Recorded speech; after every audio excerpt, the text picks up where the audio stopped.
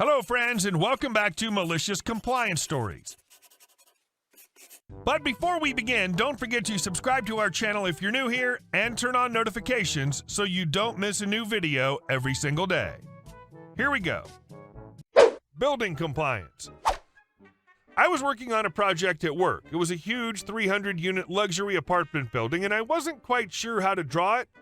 I asked my boss, Dominic, not real name, to help me, and he said, just put it on the back burner and I'll help you with it. I said, okay. 2 weeks later, I got called into the office by the big manager, Cassie, and Dominic was in the office with her. She asked me why this project wasn't done yet, and I told her I needed help with it and that Dominic had said he would help me with it. Dominic said he didn't remember me asking for help when I clearly asked for help 2 weeks prior. I got really pissed off and had to go to the bathroom and cry about it for a little while. Dominic lied to cover his butt, and I was pissed. The next day, I got an email from Cassie, and she instructed me to get with either Dominic or Supervisor Sam for help on this project. I wasn't going to go to Dominic after what he did, so I decided to go to Sam. No one in management likes Sam because he's very, very smart. A little weird and kind of antisocial, but I like him and I get along with him. When I approached Sam and asked him for help on the building, he said, just give me the paperwork, I'll take care of it. I told him I would meet him at the building with the paperwork to discuss the sketch and the building attributes. I met him at the building we discussed, gave him the paperwork, and I left to do other work. The next week, I was approached by Dominic asking if I had the paperwork done yet for this apartment project. I very cheerfully told him that Sam had the paperwork. Dominic asked me why he had the paperwork. I told him that Cassie had emailed me and told me to get with either him or Sam to complete the building, and that's exactly what I did. I also told Dominic that Sam instructed me to give him the paperwork, and as my supervisor, I did it. I'm not going to defy a supervisor, right? He said okay with an incredulous look on his face, turned around, and left. I knew he was going to Cassie's office, and sure enough, I got an email from her. I told her as per her email instructions, I met with Sam in the field and got some help. Told her he instructed me to give him paperwork, which I did, him being my supervisor. Sam put the apartment building on the books at $45 million. But of course, Cassie had to have the last word and emailed me that I was supposed to meet Sam in the field to learn how to pick up such buildings. She went on to say Sam doesn't train people because he's not paid enough to do that. When I told her that he met me at the apartment and was training me, the look on her face was priceless. So now it's been my life's mission to be as big a pain in the butt to management as possible and to beat them to death with their own rules. And our second story. Living in a community with an HOA can be a double-edged sword. On one hand, they can help maintain property values and ensure the neighborhood looks nice. But on the other, you can get stuck with someone like the current HOA Karen on the board. Since she joined in 2021, there's been a revolving door of board members with 2 presidents and 2 other members resigning just last year. Before Karen, the only board members who resigned were those who sold their homes. One of my neighbors was bullied into resigning by her in 2022. Karen has a knack for talking herself up like a sleazy car salesman, and unfortunately, many people believe her. She also has her supporters on the board, which only strengthens her position. Crime has been on the rise in our complex over the past 2 years. We had mail and package theft, catalytic converter and car thefts, abandoned stolen vehicles, and even 2 carjackings. Karen decided to get rid of our roaming security, claiming they didn't deter crime. However, the only crime that occurred when we had security was package theft. She constantly advises residents not to call the police, arguing that it'll bring property values down. Whenever crime is brought up, she either ignores it, blames us for leaving valuables in our cars and not being home for packages, or shuts people down with incorrect crime facts. Our HOA fees have doubled since I bought my place in 2020. When I questioned Karen about the fees and requested an official audit by an outside company, she lost it. She claimed that as a professor of nutrition, which she mentions constantly, it took her months to get the finances straight. Each condo section has its own reserve account, and ours had the most money since our buildings are the oldest.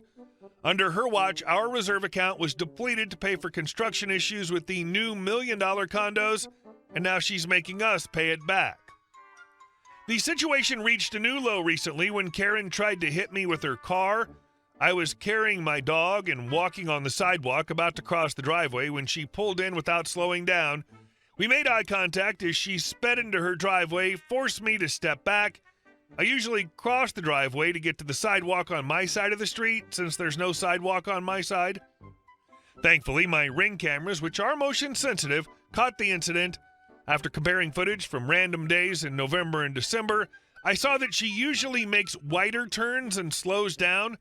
My mother reported her on a local website that addresses traffic safety issues.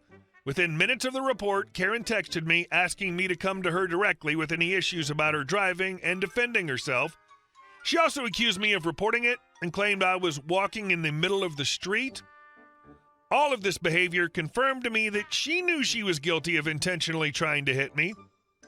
Having had enough, I took the evidence I'd gathered and presented it to the board and the local authorities. The video footage, the report, and her aggressive messages painted a clear picture of her misconduct. The board couldn't ignore the mounting evidence and the pressure from the other concerned residents. Eventually, Karen was removed from her position on the board and a thorough audit of the HOA's finances was initiated. New board members were elected, which prioritized transparency and addressing the crime issues. The security measures were reinstated, and our reserve accounts were properly managed. And our last story. Private property? Not to this Karen. I'm a volunteer search and rescue canine handler, and my dogs are pit bulls. I've been in SAR for 11 years now and never really had much of an issue. Every once in a while, we come across someone who doesn't understand what we do, but after a few minutes of explaining it, people change their attitudes and even get excited because we allow them to follow us and see what we're doing. Yesterday, I was working my younger dog who's almost ready to certify but still has some minor issues we're training him on. We're working 20 acres of private property out of the 600 acres available to use. So my dog's off leash, has 3 collars on him, and is searching wonderfully. I'm watching my dog, and I can tell he has human scent. There's obvious body behavior. You can see when a dog's in scent versus not. He's working around a large wood pile about 100 yards from me when he takes off over a ridge line. A few minutes later, he comes back and jumps on me, which is how he tells me he's found someone.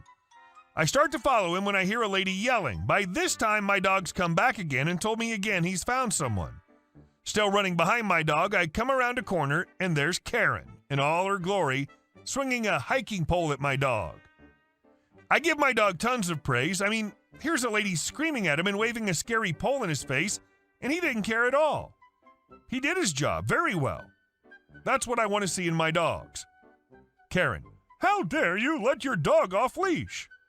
Me, sorry ma'am, I'm with Search and Rescue and we have permission to train our dogs off leash.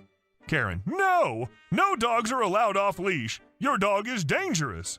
Me, ma'am, you're on private property. My dog's training to find missing people. Karen then whips out her phone and starts recording me. Karen, you think this behavior is acceptable? Me, yes, that's his job. Karen, I demand to speak to your supervisor. Well, how my team works, we have senior members. We technically have one person in charge of the team, but we're considered supervisors and in charge of everything. We have full rights to speak on behalf of the team, dismiss people for dangerous behavior, make decisions, etc. Me, I'm the supervisor. Her, there's someone above you. Me, actually, no there isn't.